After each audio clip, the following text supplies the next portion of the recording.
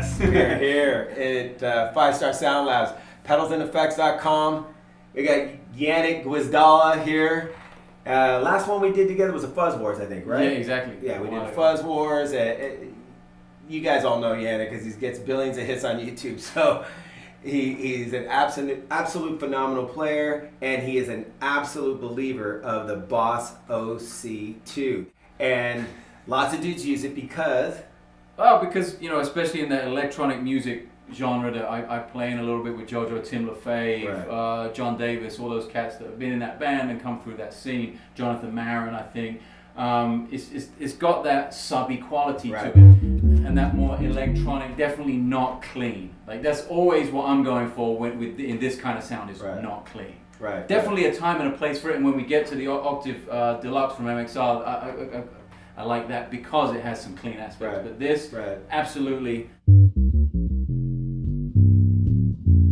It doesn't particularly track that well, like when you get below an A or a B flat, but I never really go down there with it. I'm always up here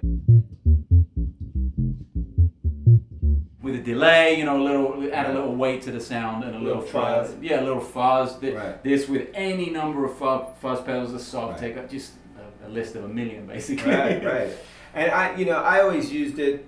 I've used it for years, but Big Sur for sure, and right. then Mars Volta as well. And my setting is on here, but this is the one I always use. The reason I like it is when I play fretless, I like that when the two octaves kind of have a conflict and they're kind of inconsistent. It goes in and out of one or the other octave, yeah. and it kind of almost has a human voice kind of element to it. Definitely more of a modulated sound. Right.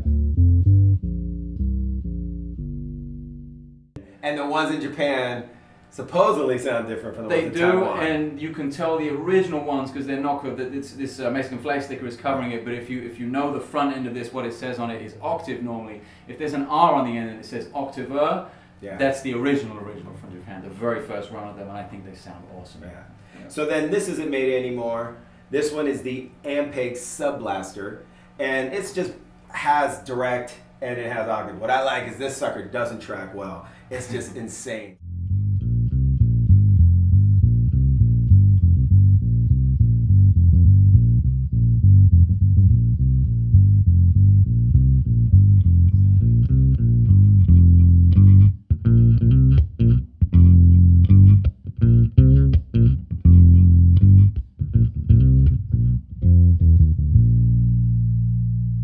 So kind of one-dimensional in some sense, but you know, there's no octave pedal that sounds like this. And this one, absolutely, for me, I love it with distortion because you throw it either before or you can throw the distortion after, which I don't tend to do, but I like the distortion before. But throwing in a hard signal into it, it's still like the octave gets so gnarly and inconsistent and rumbly, and so. I've used this a ton live. And this was one of my first pedals. I won it in a competition, in a bass competition, Whoa. and needed the bread so bad I ended up selling it, which was a drag. I wish I'd never sold it years and years and years ago. Now, of course, they don't make it anymore. Well, and you know, I've always thought of like I should, you know, because I tend to like buying a couple or a few more of things so in case they break. But this one, I just knew it was Ampeg, and it's never gone down, and I just felt like, look at the construction, it weighs a ton. It's solid. so I don't own two of these, I only own one. So now we're going to go down to the MXR Bass Octave Deluxe. Now this has girth, which I think is kind of like this, isn't it the sub part of it? Yeah. So. And then the drive is more the natural sound of it. Right. You know what I mean? So it's kind of control of both filters. Okay. And the guys at MXR were kind enough to send this one over to me recently, so this is awesome that we're doing this video. Yeah. And it's something I threw on the pedal board kind of on a whim. I was looking for something different. We were just talking before we started shooting this video that we both used this for years, and now one's using something else. A lot of the time I'm not always using this, and on a whim I just threw the MXR on the pedal board. It was more of a fusion jazz thing, and I did want that clean option, especially with this mid switch, which we'll get to in a second, and it worked out great. It was a very musical pedal for playing quite melodic music, not necessarily grungy, rocky, subby, dirty music, but it does both, which is kind of awesome. This is the setting that I used in. I'm darn sure that was a Mars Volta setting. So let's hear what it sounds like.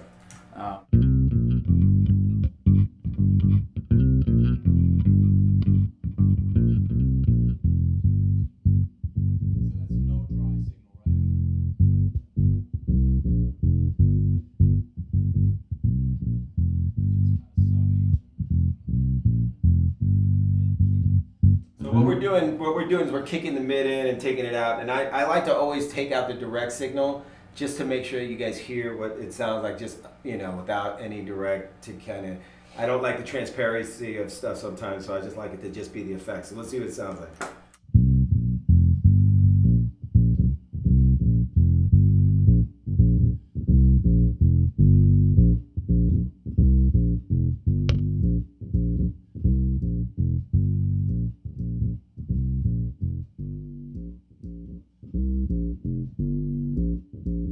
So there, that has almost that sound. Right, it's getting there towards the Sub OC2 sound. Yeah. Hit it again. Yeah.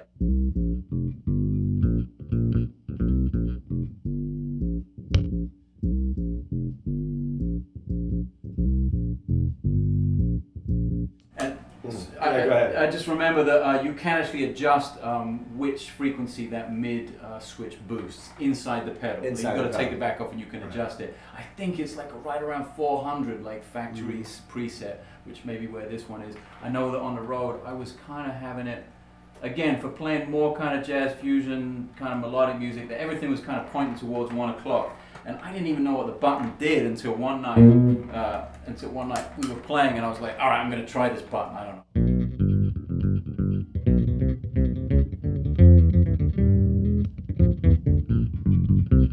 So we were playing this melody all in unison. I was like, "Okay, I want to kick through a little more through the drums and through the keys."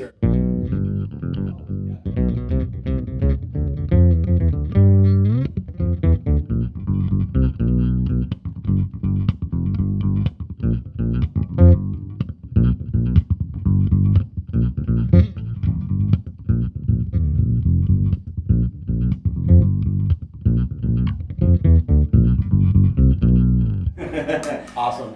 Yeah. So yes, this thing has a lot of versatility into it, as this does not. Right. This has a couple sounds that I think are pretty useful, but this has a lot to it, and this is available at stores. You can get this. Jim Dunlop. Finally, one they still make that we're both using. But guess what? The final one. Yeah. The Octoplus. Octoplus is made by DoD. Used to be made by DoD. They are reissuing a lot of stuff. They have an overdrive that they're reissuing, phaser, and I've heard they're reissuing the Meatbox. Right. So I heard this too. Maybe the Octoplus will get reinvented as well. So this guy, basically you got the octave level. But what I like about this guy is it has a tone knob for the octave, which is awesome. And then this is just your direct level. So here we go. So.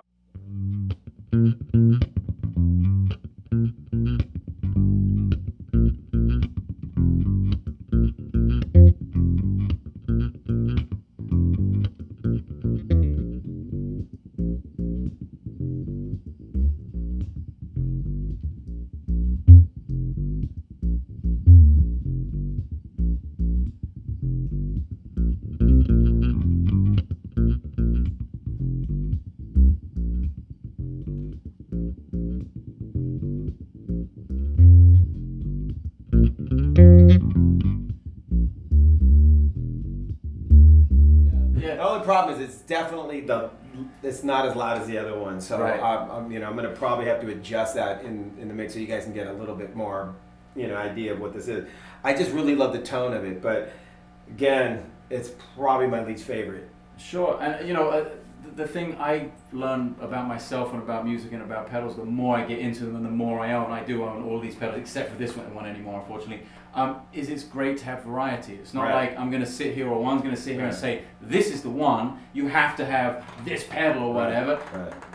I think you have to have them all if you really want to experience variety and kind of find your true potential of musicality from these pedals. I think it's the same thing with basses. I mean, I own maple necks, I own rosewood necks, I own fretless necks, I own acoustics. So, I know Jocko played basically one bass, but this is the modern world, and I think a lot of people want a lot of different sounds out of them, especially like in sessions. Like you go in there with your violin, your Hofner bass, because they want McCartney type stuff. Like exactly. I'm sure Jocko would have played the shit out of Hofner. So. Yeah, the tambourine for all that guy. You know what I mean? It's like he would have just played everything. So here we go. We're going to our OC2 by Boss. Ampeg Sub Blaster, MXR Bass Octave Deluxe, and the DoD Octoplus. That is Sub Wars Part 2 with Janek Gwizdala.